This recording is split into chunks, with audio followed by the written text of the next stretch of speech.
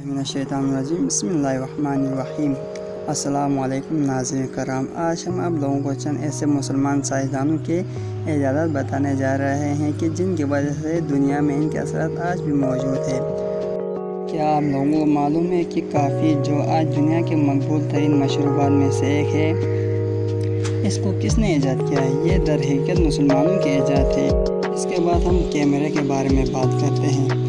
कदीम यूनानियों का ख्याल था कि हमारी आंखें किसी लेज़र की तरह शुआएं खारिज करती है जिसके बाइस हम देख पाते हैं। ताहम जिस शख्स ने सबसे पहले ये जाना कि रोशनी आंखों से नहीं निकलती बल्कि इनमें दाखिल होती है, वो 10वीं सदी के मुस्लिम साइंसदान इब्न हैसम थे। इसके बाद साबुन के बारे में बात करते हैं। नहाना धोना मुसलमानों की मजहबी ज़रूरत है। रसूल सल्लल्लाहु अलैहि वसल्लम का इरशाद है, सफाई निस्फ़ ईमान है। सर्जिकल आलात के बारे में बात करते हैं। अहद जदीद के मुतादिद सर्जिकल आलात की बुनियाद 10वीं सदी के एक मुस्लिम सर्जन अल-जवाहिरी ने रखी।